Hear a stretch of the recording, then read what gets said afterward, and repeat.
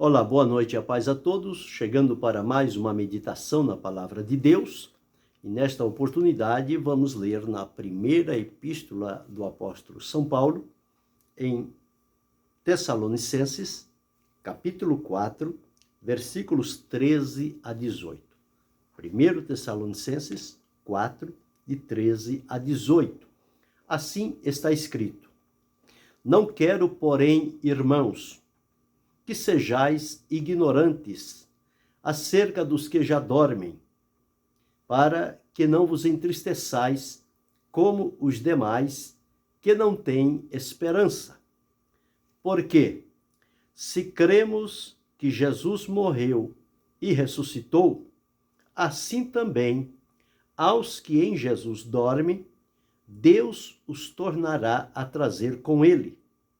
Dizemo-vos, pois, isto pela palavra do Senhor, que nós, os que ficarmos vivos para a vinda do Senhor, não precederemos os que dormem. Porque o mesmo Senhor descerá do céu com alarido e com voz de arcanjo e com a trombeta de Deus. E os que morreram em Cristo ressuscitarão primeiro. Depois nós, os que ficarmos vivos, seremos arrebatados juntamente com eles nas nuvens, a encontrar o Senhor nos ares, e assim estaremos sempre com o Senhor. Portanto, consolai-vos uns aos outros com estas palavras. Esse o texto que vamos meditar nesta noite, tratando sobre o seguinte tema: quando se dará a ressurreição dos que morreram em Cristo? É sobre isto que vamos falar nesta oportunidade. O texto que li, o apóstolo São Paulo, inspirado pelo Espírito Santo de Deus, se viu na obrigação de escrever essa epístola à igreja que estava em Tessalônica, porque dentro do texto que lemos, surgiu ali no meio do povo uma dúvida, uma controvérsia, uma dificuldade, e que estava mexendo com a convicção das pessoas que estavam servindo ao Senhor. E surgiu o comentário de que Jesus prometeu que ia voltar e que a volta de Jesus seria muito breve e que talvez alguns daqueles que estavam ali na oportunidade que Jesus falou não chegariam nem a provar a morte, já seria o momento da volta do Senhor e eles então iriam estar para sempre com o Senhor Jesus.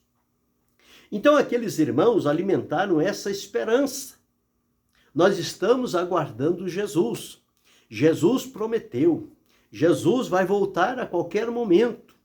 Ele falou dos seus lábios que ele vai voltar outra vez para nos levar para si mesmo. E os apóstolos pregavam sobre a morte e ressurreição e ascensão de Jesus, e pregavam também sobre a volta de Jesus, que ele prometeu que voltará para buscar os seus filhos, para levar e estar com ele por toda a eternidade.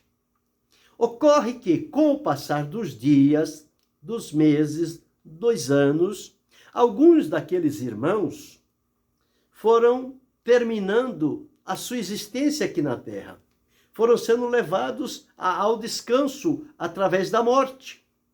Então aquelas pessoas iam morrendo e iam sendo sepultados, como sempre foi desde que Adão pecou. Então a morte passou a ser uma companheira de todas as pessoas. Quando chega o último dia determinado por Deus para a vida do ser humano aqui na terra, então ele é levado à morte e ele é sepultado. Como o próprio Jesus disse, como o próprio Deus disse para Adão, quando falou com ele, e Salomão também escreveu num dos seus escritos, dizendo que o pó volte à terra como era e o espírito volte a Deus que o deu. Mas aqueles irmãos daquela primeira comunidade cristã lá de Tessalônica, eles estavam esperando Jesus para encontrá-lo vivo. Só que, como os irmãos morriam, começou a surgir um comentário desagradável. Por que desagradável? Porque eles chegavam à conclusão, de acordo com o que estava sendo disseminado ali naquela época, e esses comentários, eles têm um peso, uma influência muito grande na vida das pessoas, dizendo que aqueles irmãos que morreram, eles não iam encontrar Jesus. Só ia encontrar Jesus quem estivesse vivo por ocasião da sua volta. E as pessoas iam morrendo, iam sendo sepultados. E cada irmão que era sepultado trazia no coração dos que ficavam uma tristeza. O nosso irmão não vai ver Jesus. O nosso irmão não vai encontrar Jesus porque ele morreu. E isso estava incomodando aqueles irmãos. Agora, por que é que isso estava incomodando? Porque eles certamente passaram alguns por ali com as heresias, dizendo que na verdade sim, Jesus vai voltar, mas só vai estar com eles os que estiverem vivos por ocasião da volta de Jesus. E os que morreram? Não, os que morreram não tem mais o que fazer. Eles não vão ver Jesus. Então o Espírito Santo inspirou a Paulo para que escrevesse estas palavras que aqui ficaram, e elas são de alento, orientação e direcionamento também para a nossa vida nos dias em que nós estamos atravessando, para que tenhamos a certeza das coisas, como é que elas irão acontecer. Então, quando Paulo começa a escrever, ele primeiro diz o seguinte, olha, não quero, porém, irmãos, que sejais ignorantes. Ou seja, ele dizia, irmãos, não quero que vocês vivam sem o conhecimento, como alguém que não sabe as coisas de Deus. A ignorância aqui é o desconhecimento. Não é ignorância no sentido da arrogância, da brutalidade, não. É no sentido de que não estavam primando pelo conhecimento. Não quero que sejais ignorantes acerca dos que já dormem. Os que já dormiram, nós não podemos descartá-los como que eles perderam a oportunidade, perderam a esperança de encontrar com Jesus porque morreram. Não. Ele diz o seguinte, não quero, porém, irmãos, que sejais ignorantes acerca dos que já dormem, para que não vos entristeçais. Então veja o que a morte de cada irmão naquela comunidade tessalônica estava fazendo. Cada um que morria era uma tristeza que entrava no coração dos que estavam vivos. E certamente era um irmão amado, amoroso, fiel, leal a Deus, servia com dignidade, mas morreu. Então isso trazia tristeza. E como alguém diz, perdemos o nosso irmão. E quem morre em Cristo não se perde, está guardado, está esperando o momento. Então o apóstolo diz, para que não vos entristeçais, como os demais que não têm esperança. Então o crente em Jesus Cristo, ele tem uma esperança. E é uma esperança viva, é uma esperança gloriosa, é uma esperança que vai cumprir-se do encontro com Jesus. Então ele diz, não quero que sejais como aqueles que não têm esperança. O crente em Jesus tem sim uma esperança. E em função desta esperança, ele não deve agir como se não a tivesse, como se não tivesse o conhecimento do desenvolver do plano de Deus, como está revelado na Escritura Sagrada sobre a volta de Jesus e o encontro dos salvos com ele, tanto os mortos quanto os vivos. Então, por esta necessidade, Deus utilizou-se de Paulo para tirar a dúvida daqueles irmãos e estabelecer neles a convicção e estabeleceu o caminho, à luz da palavra de Deus, como é que as coisas vão acontecer. Pois bem, por quê?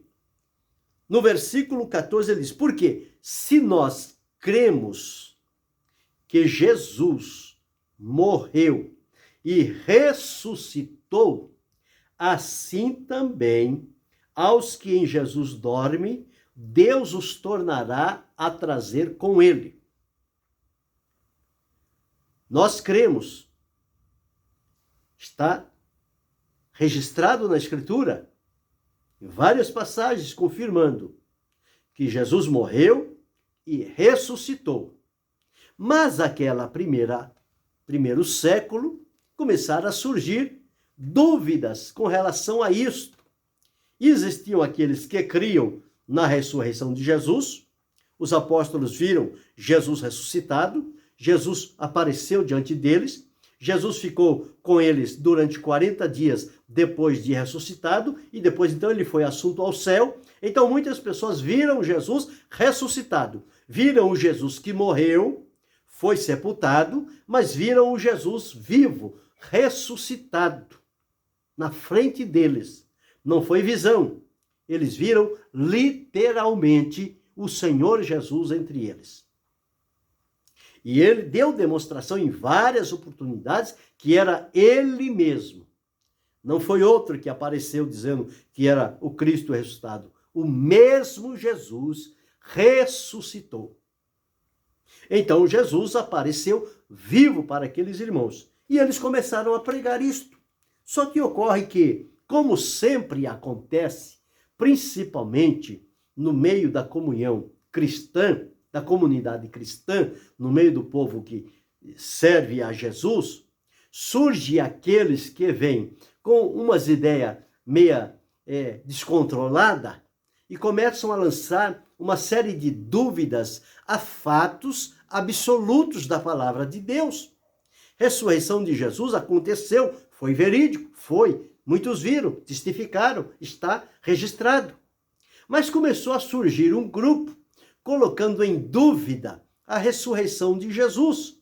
E quem sabe este pensamento daquele povo que não criam na ressurreição de Jesus pode ter afetado os irmãos de Tessalônica. Por isso é que morreu para eles, não iam ver Jesus. Mas Jesus disse que ainda que esteja morto, viverá. Significa o seguinte, ainda que morra em Cristo, quando Jesus, por ocasião da sua volta, o Espírito de Deus há de manifestar-se e os que morreram em Cristo vão ressuscitar.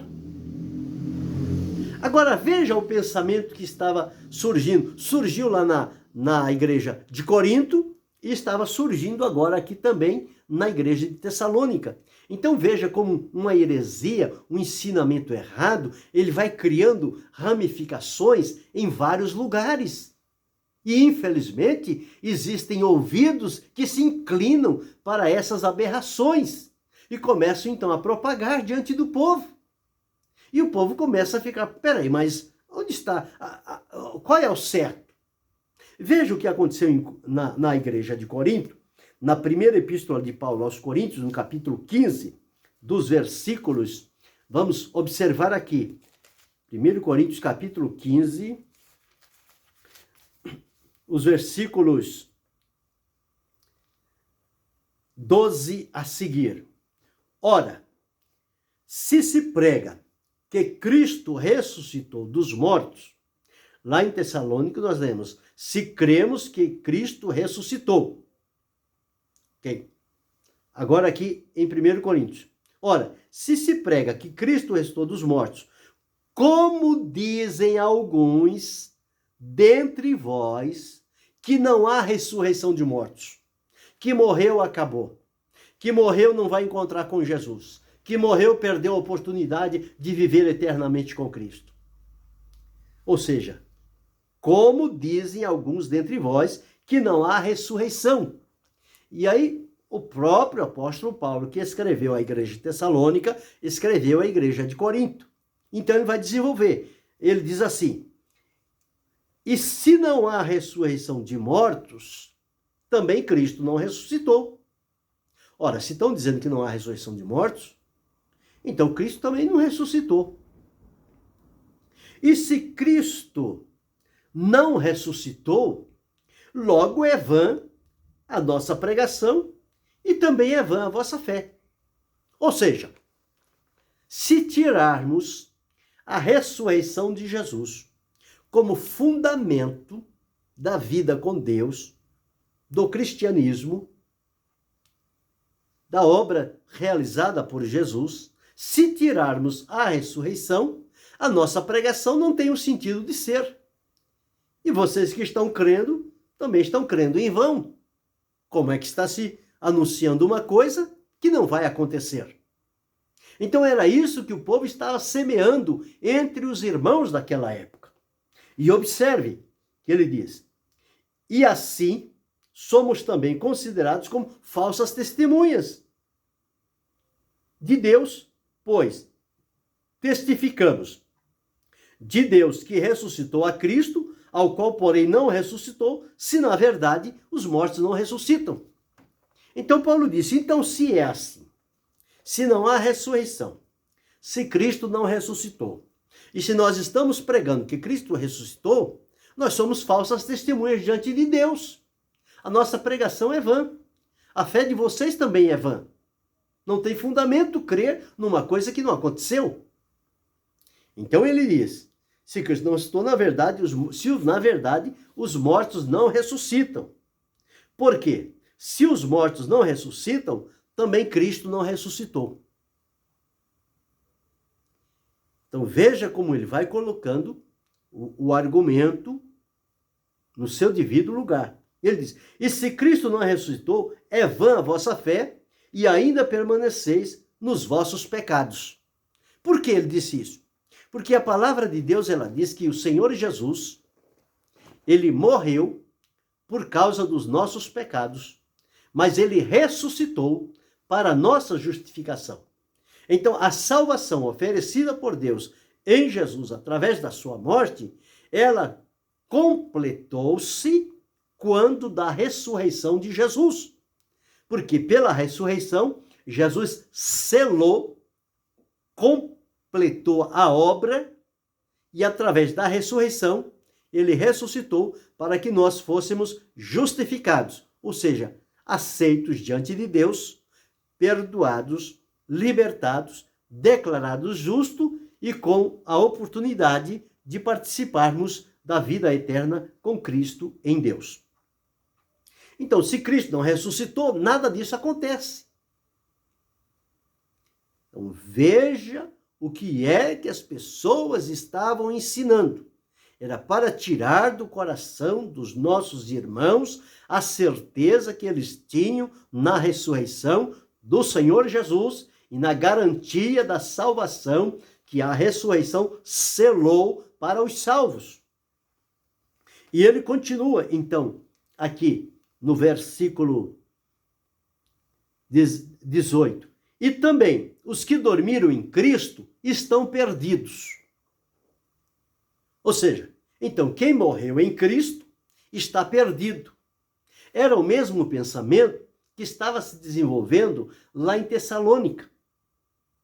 Dizia o seguinte, não quero porém que sejais ignorantes, acerca dos que já dormem, os que morreram. Por quê? Porque lá em Corinto ele estava dizendo, os que dormiram em Cristo estão perdidos. Morreu, acabou, está perdido. Não tem salvação, não vai encontrar Jesus, não vai ver Jesus. Então veja a ação do adversário através desses falsos obreiros, falsos cristãos que se infiltravam no meio do povo e disseminavam essas heresias. E isso mexia com o coração daquele povo. E alguns ficavam meio vacilantes. E havia um burburinho. E os irmãos sabem que quando acontece qualquer coisa, há um conversinho aqui, um conversinho ali, outra lá. Quando pensa que não, aquilo está dominando todo o ambiente. E o ambiente fica insustentável diante disto. Porque eles realmente fazem muito barulho. Mas vamos seguir aqui.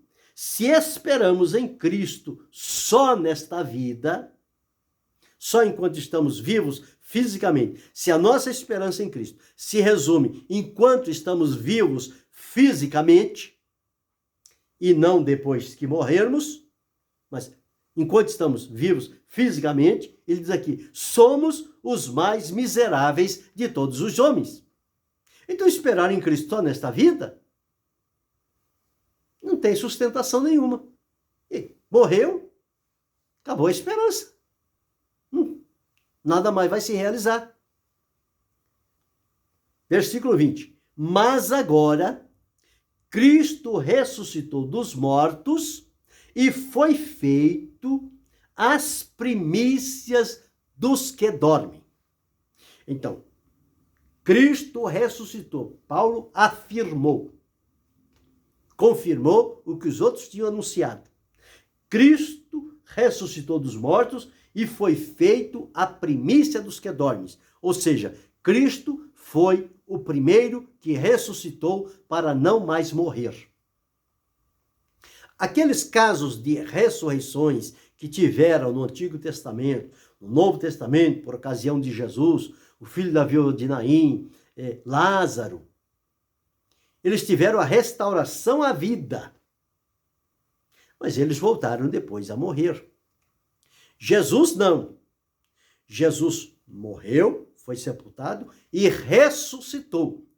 E quando ele apresentou-se a João na ilha de Pátimos, ele disse, eis aqui o que foi morto, mas estou vivo para todo o sempre. E tenho nas mãos as chaves da morte e do inferno. Ou seja, Jesus ressuscitou para nunca mais morrer. E é esta promessa que ele fez a mim, a você, aos cristãos ao longo dos séculos que já se passaram e do tempo que ainda vai passar-se até a manifestação do Senhor Jesus, é que, dormindo em Cristo, nós haveremos sim de ressuscitar. Esta esperança, ela precisa estar bem viva no nosso coração. Nós não podemos negociar com as coisas eternas. São fundamentos para a nossa vida. Vivos somos do Senhor, mortos somos do Senhor, porque em vida o servimos e dormimos em Cristo. Então veja, Cristo ressuscitou e foi feito a primícia dos que dormem. Cristo é a garantia da ressurreição dos salvos. Ele morreu e ressuscitou, está vivo para sempre. Nós, ao morrermos, quando da manifestação do Senhor, haveremos de ressuscitar, e aí sim, para nunca mais morrer, para estarmos com Ele por toda a eternidade. Então, observe, versículo 21. Porque assim como a morte veio por um homem, também a ressurreição dos mortos veio por um homem. A morte veio por Adão, a ressurreição veio por Cristo. Porque assim como todos morrem em Adão, assim também todos serão vivificados em Cristo. Agora observe, mas cada um por sua ordem. E que ordem é esta? Cristo as primícias. Cristo primeiro. Ele já ressuscitou e está vivo para sempre. Depois, os que são de Cristo na sua vinda. Depois, os que são de Cristo, os que dormiram em Cristo, haverão de ressuscitar por ocasião da vinda do Senhor Jesus. Será naquele dia que haverá a ressurreição de todos os salvos em Cristo. Não ficará um sequer na sepultura. Os que morreram em Cristo, todos eles serão ressuscitados. Então, é o que nós observamos aqui. E às vezes, alguém depois pode perguntar, escuta, morreu, vai ter a ressurreição, mas como é que as pessoas vão ressuscitar?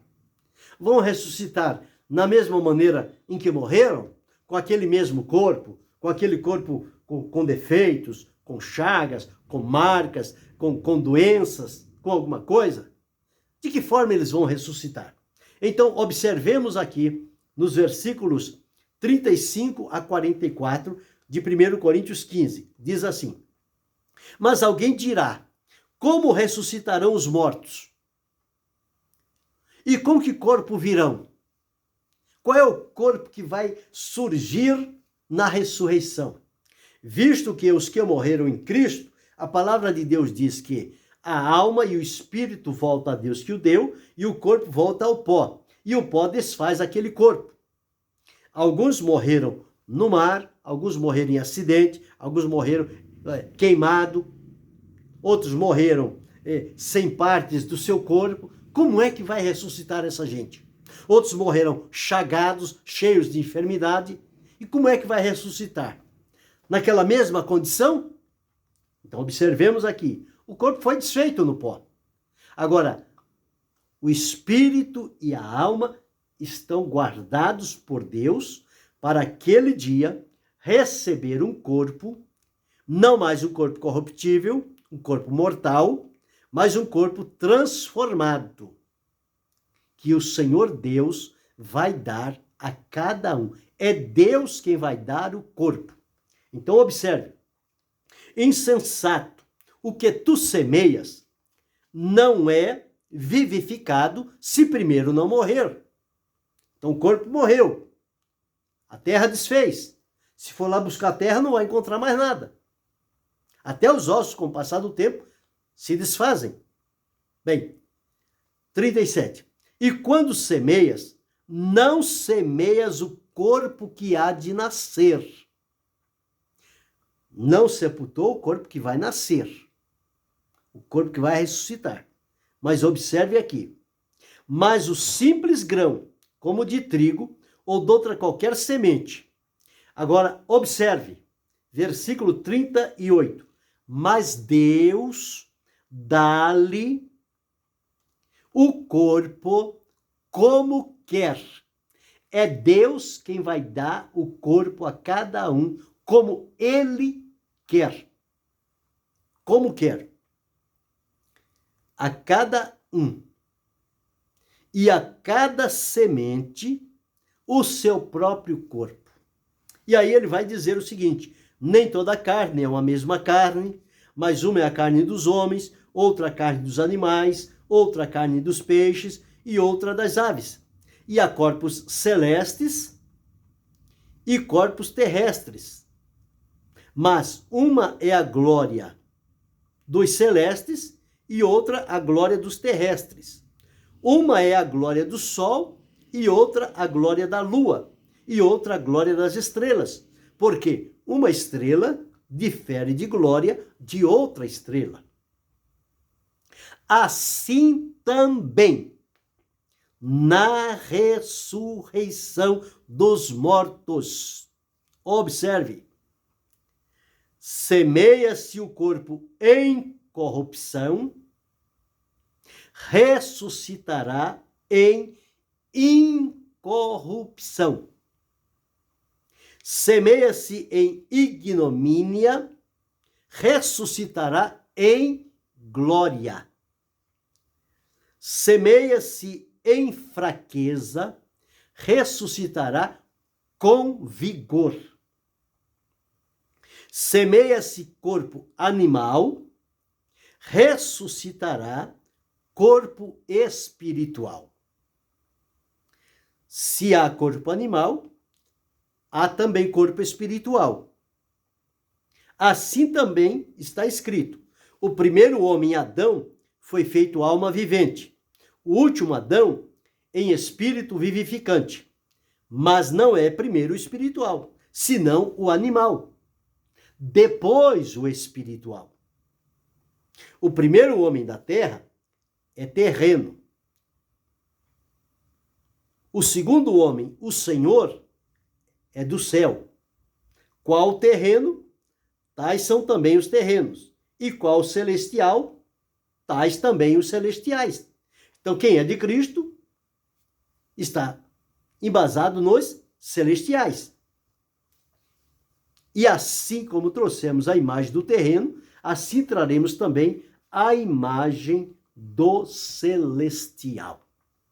Então, observe, precisou todo este comentário do apóstolo àqueles irmãos para dissuadir aquela dúvida, aquele ensino perigoso, venenoso, que estava contaminando aqueles irmãos, tirando deles a esperança do encontro com Jesus, da ressurreição, por ocasião da vinda de Jesus.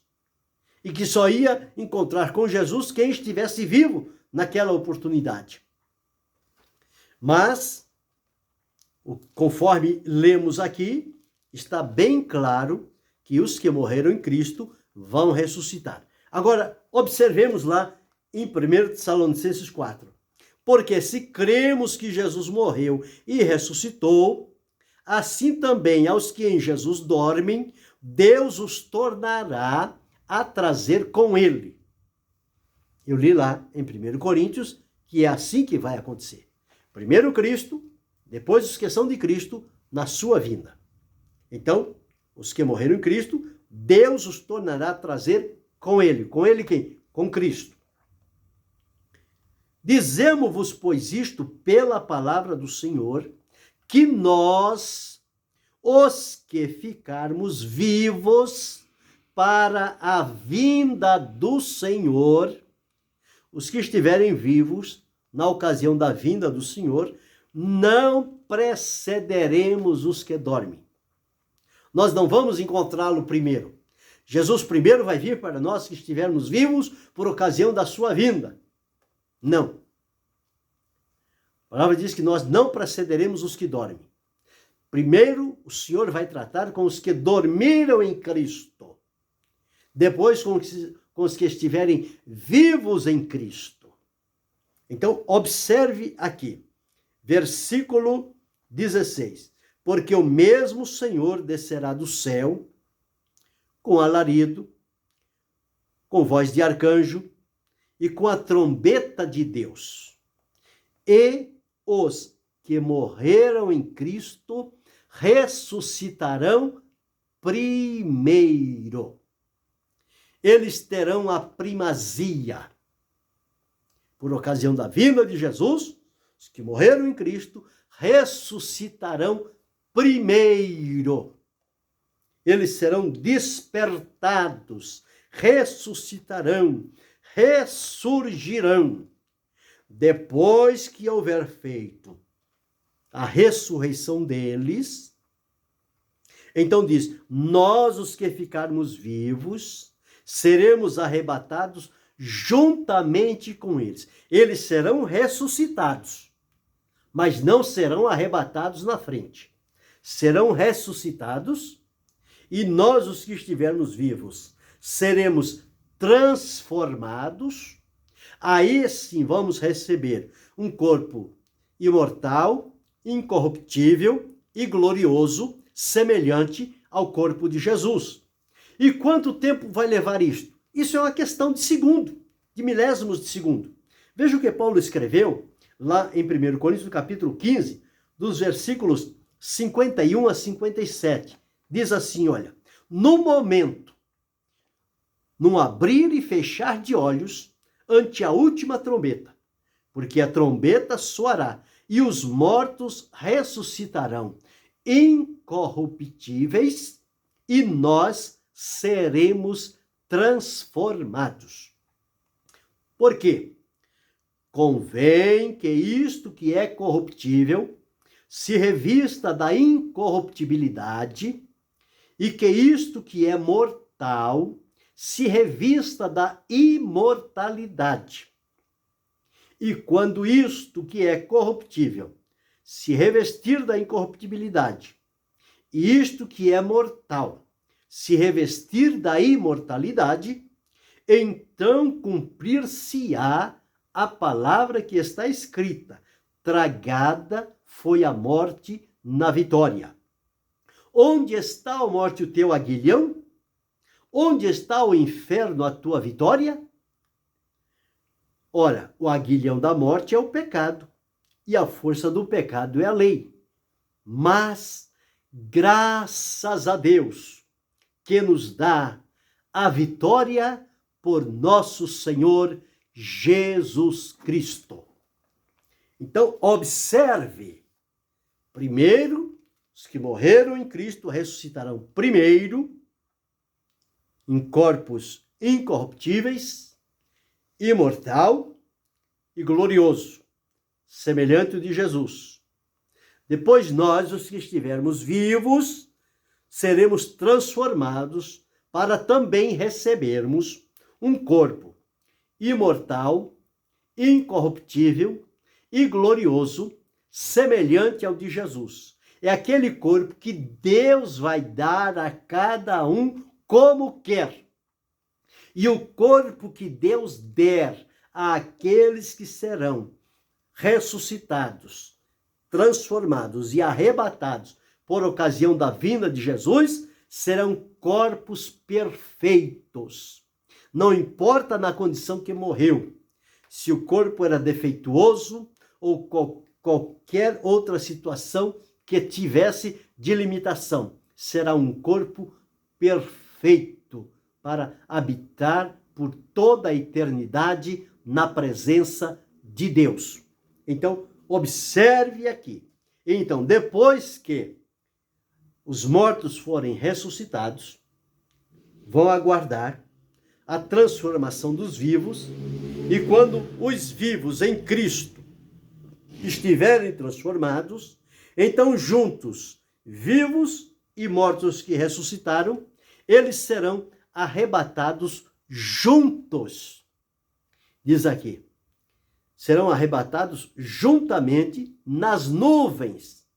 Então eles vão ser elevados às nuvens, nos ares, nas alturas.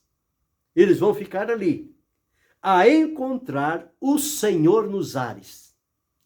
No mesmo instante em que Jesus vier da presença do Pai, das alturas, ele vem para os ares, e os mortos em Cristo e os vivos em Cristo, transformados e habilitados agora para estar na presença de Deus, eles serão arrebatados aos ares, e o encontro dos salvos com Cristo se dará nos ares, nas nuvens. É ali que vai acontecer este grande e maravilhoso encontro com o Senhor Jesus. E diz, e assim estaremos para sempre com o Senhor. Então, quando morre um irmão, nós não perdemos o irmão. Deus o guardou para a ressurreição, por ocasião do arrebatamento, da vinda do Senhor Jesus Cristo. Então é esta a nossa esperança. É por isso que podemos enfrentar aqui sofrimentos, ameaças, perseguições, proibições, limitações, dificuldades, embaraços, os mais vários possíveis, mas mantendo a firmeza, mantendo a fé, mantendo a alegria, mantendo a comunhão, mantendo a esperança no Senhor Jesus, aguardando-o a qualquer momento, porque Jesus breve voltará. Jesus breve voltará. Ele não tarda a vir. Ele prometeu e ele é fiel para cumprir aquilo que prometeu. Então aprendemos aqui com os irmãos de Tessalônica e os irmãos da cidade de Corinto que a ressurreição de Jesus é o fundamento, é a garantia também da nossa ressurreição e transformação para o encontro com Jesus. Esta será a maior reunião de todos os tempos. Felizes os salvos. E o escritor de Apocalipse, ele diz, bem-aventurado os que desde agora morrem no Senhor. São bem-aventurados, para que descansem dos seus trabalhos e as suas obras os sigam. Eles não vão enfrentar mais dificuldades pela vida, porque já estão guardados para esperar o toque da trombeta, quando eles serão despertados e o Senhor Deus dará um corpo para viver com ele por toda a eternidade. Esta é a nossa alegria. Quando se dará a ressurreição dos que morreram em Cristo, ela se dará por ocasião do arrebatamento, da vinda gloriosa do Senhor Jesus. Eles não estão esquecidos, eles não foram deixados de lado por Deus. Deus está cuidando deles, Deus está preservando a alma e o espírito. E naquele dia vai dar tanto a eles como a nós um corpo conforme a sua vontade, para que nós então possamos subir aos ares, às nuvens, ao encontro do Senhor, e de lá iremos à mansão celestial. Oh, que maravilha, que esperança gloriosa! Ora vem, Senhor Jesus, Maranata, aleluia! Nós almejamos por este dia, o nosso coração deseja por este encontro, ele está tão perto. Meu irmão, minha irmã, está difícil a tua caminhada, mas não pare, não desanime, não recue, não volte atrás, não negue a Jesus, continue servindo, continue sendo fiel, continue amando a vinda do Senhor, continue enfrentando as dificuldades e os sofrimentos que estão lhe advindo, mas com a esperança de que logo, logo, isso tudo terá fim, porque nós iremos ao encontro do Senhor. Ele virá nos buscar e você não pode ficar de fora. Você precisa estar em pé para a vinda do Filho de Deus. A trombeta vai tocar, vai soar, o arcanjo vai tocar. E nós precisamos estar atentos. Diz aqui, porque em Tessalonicenses, olha o que diz: o Senhor descerá do céu com alarido, com a voz do arcanjo e com a trombeta de Deus.